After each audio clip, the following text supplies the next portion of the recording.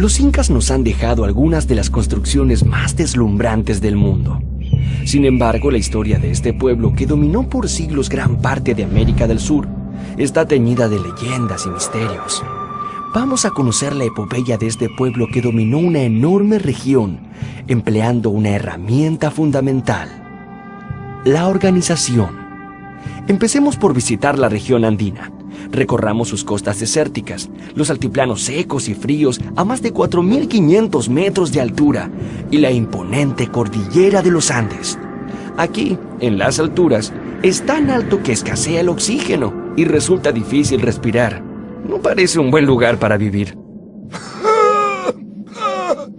No puedo respirar. Pero no se dejen engañar. En estas tierras se desarrollaron varios pueblos asombrosos, pero hay uno que se destacó entre todos ellos y se transformó en un gran imperio: el Imperio Inca. Los restos preincaicos más antiguos se han descubierto en la ciudad de Caral.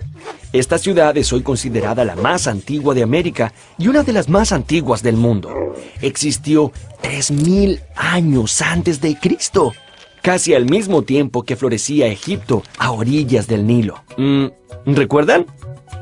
Son muchos los pueblos que vivieron en estas regiones antes que los incas, entre ellos los nazcas, los mochicas o los tiahuanaco. La mayoría de ellos fueron grandes artesanos y orfebres. Algunos incluso dominaron el arte textil. Los nazcas son especialmente famosos gracias al descubrimiento de las líneas de Nazca, que se ven desde el espacio. ¡Wow! Las líneas de Nazca forman 30 enormes dibujos, entre los que se destacan el colibrí, la araña y el mono. Pero la pregunta es, ¿qué eran? ¿Las habrán hecho para comunicarse con extraterrestres? Algunos científicos dicen que era un calendario agrícola que los ayudaba a elegir el mejor momento para sembrar y cosechar. Bueno, ¿quién sabrá? El origen.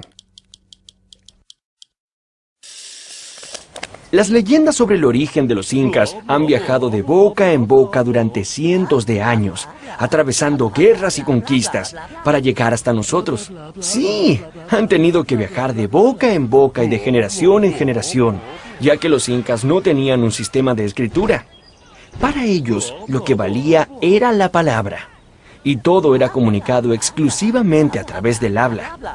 Según la leyenda, Inti, el dios Sol, le pidió a su hijo Ayar Manco que se encargase de venir a la Tierra a civilizar a los seres humanos.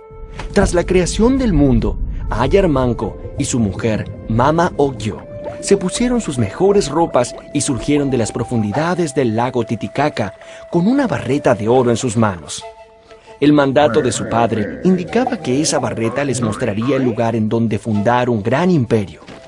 Después de andar y andar muchos kilómetros hacia el noreste, Ayar Manco y Mama Ocllo notaron con sorpresa que la barreta se había sumergido en el cerro Huanacaure. Esa era la señal que estaban buscando, y fue allí que fundaron la ciudad de Cusco, que fue el centro del imperio y que quiere decir el ombligo del mundo. Ayar Manco se transformó en Manco Cápac, el primer inca. Él y su mujer enseñaron a los hombres cómo cultivar la tierra, pescar, construir sus hogares y muchas cosas más. Los demás emperadores incas fueron descendientes de Manco Cápac, y a él le debían su origen divino y su parentesco con el mismísimo Sol. Cultivar la montaña. Para poder conseguir mayores terrenos de cultivo, los incas tuvieron que domesticar las abruptas pendientes de los Andes, tal como se domestica un caballo salvaje. Para ello, desarrollaron novedosas técnicas de siembra que los harían famosos. Bueno, no ganaron premios ni nada de eso, pero consiguieron algo mucho más importante: sus famosas terrazas de cultivo, llamadas andenes, sus acueductos y canales en las laderas de las montañas. Todo esto les permitió cosechar alimentos suficientes como para desarrollar una gran civilización que todavía asombra a investigadores y especialistas. si les gustan las papas fritas, tienen que estarles muy agradecidos a los incas, porque la papa fue un aporte alimenticio que hicieron los incas al mundo. Ellos cultivaron y cosecharon, escuchen esto, más de 200 especies de papas. ¿200 especies? ¿Y qué me dicen de los cereales? Otro de los cultivos importantes fue el maíz. La mazorca o choclo podía conservarse durante largos periodos y consumirse cuando faltaban otros alimentos. Al maíz se le atribuía origen divino y de hecho estaba reservado para la corte del Inca. Este cereal viajó hacia Europa luego del descubrimiento de América. Hoy, el maíz es el cereal más sembrado en el mundo. Los caminos del Inca. Gracias a sus grandes campañas militares y alianzas con poblaciones vecinas, el territorio dominado por los incas se extendía en 1438 desde la Amazonía de Colombia hasta el norte de Argentina y centro de Chile. Los incas llamaron a todo este territorio Tahuantinsuyo, que quiere decir el imperio de las 4 direcciones. Todo este imperio se administraba desde su capital, que estaba en el Cusco. Los incas eran muy buenos guerreros, pero también muy buenos negociadores. Por ejemplo, muchas veces, para evitar la guerra, los pueblos acosados les ofrecían sus reservas de alimentos, tejidos, e incluso mujeres. Los incas construyeron un poderoso ejército que tenía un gran secreto: la planificación, la disciplina y una elaborada estrategia. Esto les trajo innumerables victorias y en poco tiempo acumularon un gran territorio. Los incas eran muy organizados. Idearon un sistema para expandir su territorio sin perder el control de lo que sucedía en la región. Para ello, construyeron un perfecto sistema de caminos que recorría selvas, quebradas y montañas. El principal era el Camino Real, que unía las ciudades de Cusco y Quito y que tenía 2.400 kilómetros de largo. Eso es bastante. Estos caminos sirvieron para incentivar el comercio, pero sobre todo como un gran sistema de correo. Los caminos eran usados por los chasquis, que eran señores entrenados para correr. Ellos usaban los sistemas de postas para llevar mensajes memorizados de un pueblo a otro. Un mensaje podía recorrer hasta 200 kilómetros en un día. Por eso, quienes querían ser chasquis debían ser muy veloces y jóvenes. Y no tenían problemas de sobrepeso, claro. Los quipus. Tanto poder y extensión territorial obligó a los incas a buscar una forma de controlar sus riquezas. Entonces, idearon un sistema matemático para administrar sus provincias: los quipus. Este fue el principal instrumento de contabilidad del imperio inca. Imaginen una serie de nudos agrupados. De un cordel más grueso penden varios más delgados y de diferentes medidas, grosores y colores. Cada una de esas cuerdas decía algo y guardaba información vital sobre cuentas y registros de los que dependía la correcta administración del imperio. Había personas especializadas en manejar estas cuerdas. Una de ellas era el quipu Camayoc, quien tenía a su cargo el control de las cuerdas de toda la región o suyo. Los quipus probablemente fueron una gran herramienta para los incas, tal como lo son las computadoras para nosotros. Sin embargo, nadie sabe a ciencia cierta cómo es que funcionaban. Mucha organización. Muy bien, mucho dominio, muchos cultivos, muchas riquezas. Pero, ¿había alguien capaz de organizar todo esto? Sí que había. De hecho, los incas tuvieron una gran organización administrativa y política.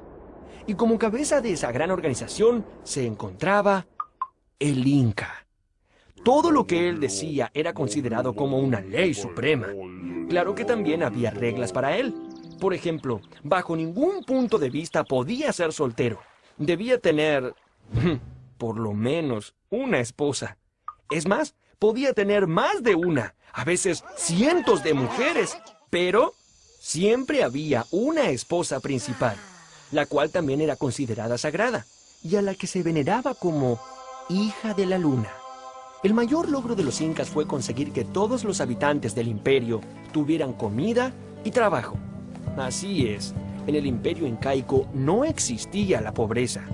Por supuesto, el emperador y la nobleza tenían muchos lujos, pero nadie pasaba hambre y todos tenían con qué vestirse, lo cual parece asombroso en el mundo moderno.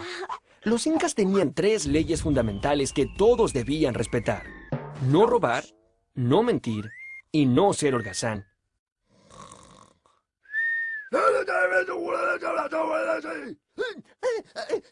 El ayu, o sea, el clan familiar, era la unidad básica de la sociedad incaica.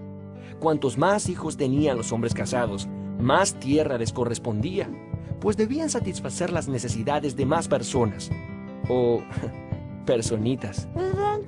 En el ayu, todo era trabajo comunitario. Uno para todos y todos para uno. Oigan, eso lo escuché en algún otro lugar. Arquitectura. La habilidad y la destreza de los albañiles incas fue impresionante. Sus técnicas asombran incluso a los ingenieros actuales. Los incas tomaban piedras enormes y las encajaban una encima de otra sin ningún tipo de cemento. Dije sin ningún tipo de cemento. Así está mejor. Tanta era la precisión que ni una hoja de papel podía pasar entre ellas. Un ejemplo de lo atrevidos que eran los constructores incas es la enigmática ciudadela de Machu Picchu, que está situada en un inaccesible pico rocoso a más de 2000 metros de altitud. Su construcción en un lugar tan difícil de acceder sigue siendo hoy día un gran misterio, ya que hay bloques de piedras que sobrepasan los 7 metros de altura y están dispuestos con una asombrosa exactitud. Las crónicas de la conquista. Soy la llama. Una historia no sería historia si no pudiera ser contada. Y ya que los incas no dejaron nada por escrito, todo lo que sabemos hoy proviene de unos relatos de unos señores que vivían durante la época de la conquista española. Los cronistas. Gracias, señora Llama. Ellos dejaron textos escritos y dibujos que muestran cómo eran las costumbres en este imperio recién conquistado. Las crónicas sobre los incas empezaron a escribirse a partir de 1532, cuando un ejército de españoles sedientos de oro y riquezas llegó al Perú al mando de Francisco Pizarro para conquistar la América del Sur. ¡Es por aquí! ¡Vamos! ¡Vamos por el oro! ¡Vamos! Hubo muchos cronistas. Uno de los más importantes fue Felipe Huamán Poma de Ayala. Este cronista decía que era hijo y nieto de caciques nobles muy cercanos al Inca. Lo increíble es que su libro de crónicas no fue descubierto hasta 1908. Estaba traspapelado junto a otros pergaminos almacenados en la biblioteca de Copenhague, en Dinamarca. Pero, ¿qué hacía allí a miles de kilómetros de distancia de Perú? Aún es un misterio. Es gracias a este volumen de 1179 páginas y una enorme cantidad de dibujos que hoy podemos conocer mejor las costumbres de esta asombrosa civilización, el Imperio de los Incas.